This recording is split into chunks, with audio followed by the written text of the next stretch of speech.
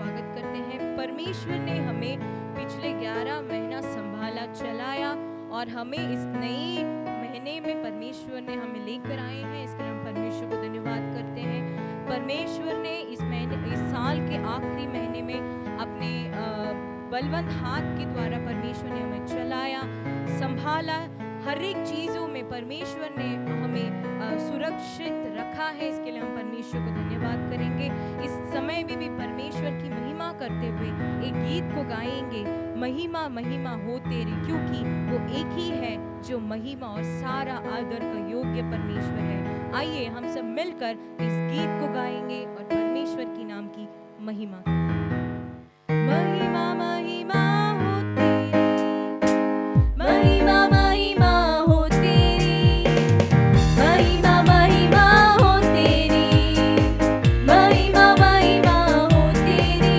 यीशु तेरी महिमा करता रहूं सर्वदा। यीशु तेरी महिमा करता रहूं सर्वदा। तेरे लिए जीऊंगा, तेरे लिए मरूंगा, तेरे लिए यीशु हरदम सहूंगा। तेरे लिए जीऊंगा, तेरे लिए मरूंगा, तेरे लिए यीशु हरदम सहूंगा। पर मैं तेरे वचन को फैलाता ही रहूंगा, पर मैं तेरे वचन को फैलाता ही रहूंगा। महिमा महिमा हो तेरी, महिमा महिमा हो तेरी, महिमा महिमा हो तेरी, महिमा महिमा हो तेरी। यीशु तेरी महिमा करता रहूं सर्वदा। यीशु तेरी महिमा करता रहूं सर्वदा।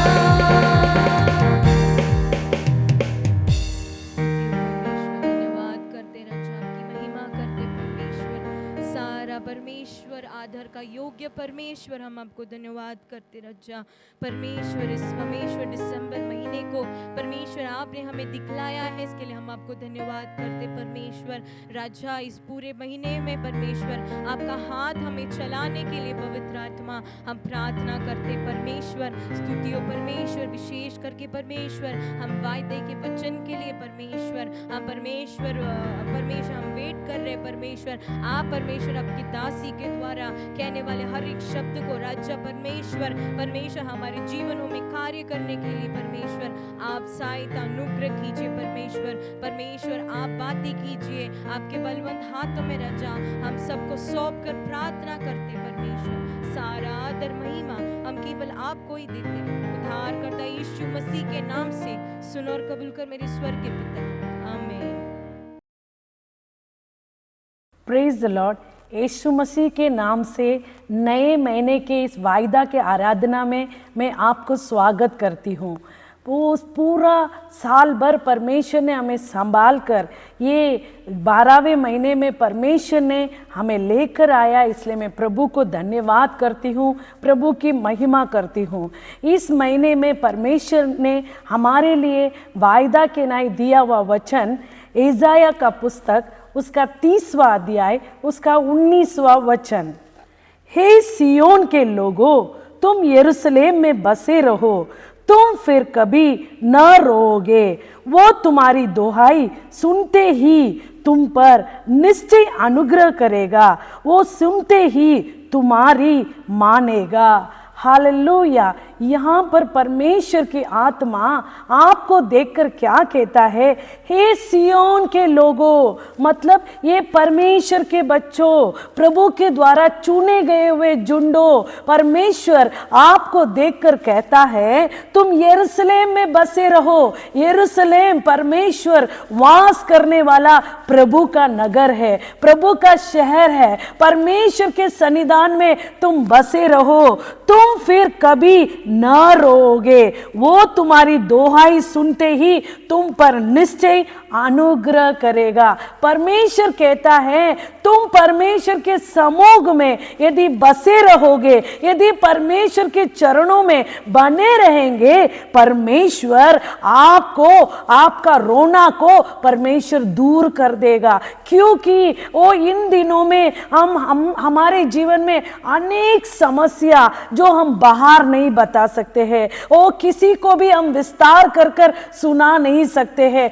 ऐसे तकलीफ के बीच में हम गुजर रहे हैं। हमारा मन व्याकुलता से भरा है, बोझ से भरा है, केवल हमारा आंखों से आंसू बहते रहता है। हालेलुया, वो कंट्रोल ही नहीं होता है, उतना दुख हमारे मन को भरा हुआ है। लेकिन परमेश्वर की प्रजा, परमेश्वर आपको देखकर कहता है तुम फिर ना रोओगे, ना रोओगे, मतलब दोबारा आप रोओगे नहीं। आप हालेलुया, परमेश्वर आपके जीवन में जिस कार्य के लिए आप रो रहे, उस कार्य में परमेश्वर अनुग्रह करने वाला है, प्रभु दया करने वाला है, प्रभु मदद करने वाला है। क्योंकि उसने कहा है वो तुम्हारा प्रार्थना को सुनते ही तुम्हें उत्तर देगा। हालेलुया, कई दिनों से आप प्रार्थना कर रहे हैं, गिड़गिड़ा रहे हैं, प्रभु को बतला रहे हैं,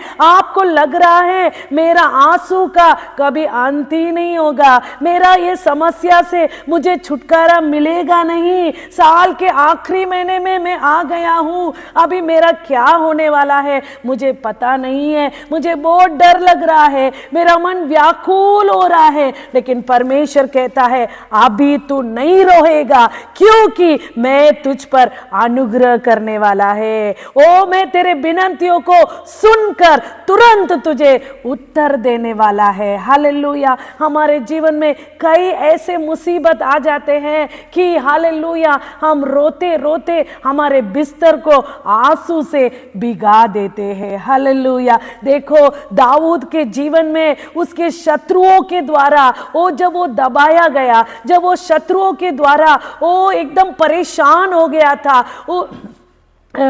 भजन संगीता 6 से 8 तक यदि हम पढ़ते आएंगे, वो कहता है कहराते कहराते मैं थक गया, मैं अपनी खाट आंसुओं से भिगाता हूँ, प्रतिदिन मेरा बिछोना भीगता है, मेरे आंखें शोक से धुंधली हो गई हैं।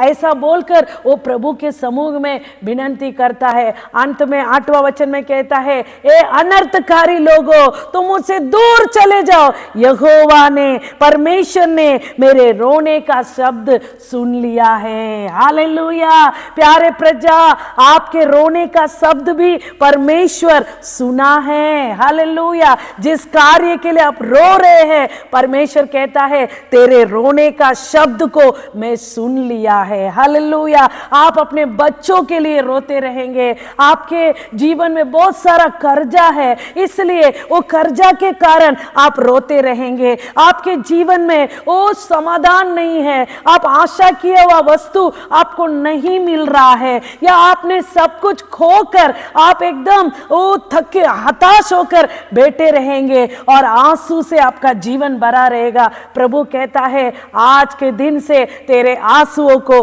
परमेश्वर दूर करने वाला है। हालेलुया, जैसे दाऊद कहता है तुम सब पीछे हट जाओ, परमेश्वर ने मेरे आंसुओं के शब्द को सुन लिया है, मेरा रोना परमेश्वर के समूह में पहुंच गया है, वो सुन लिया है, वो जरूर मुझे उत्तर देगा। वो परमेश्वर आपके जीवन में भी उत्तर देकर आपको चलाएगा। यिर्मयाह 31:9 कहता है आंसू बहाते हुए गिड़गिड़ाते हुए आएंगे, मैं उन्हें नदियों के पास चौरस मार्ग में ले चलाऊंगा, वो ठोकर नहीं खाएंगे। हालेलुया, आप आंसू बहाते हुए गिड़गिड़ाते हुए आप परमेश्वर के चरणों में आते समय परमेश्वर नदियों के किनारे जिधर सुख और समाधान, मन में शांति आता है, वो स्थान पर आपको ले जाकर परमेश्वर आपको चलाएगा। आप ठोकर नहीं खाओगे, आप डगमगाओगे नहीं, आप गिरोगे नहीं, मनुष्य के सामने आपका सिर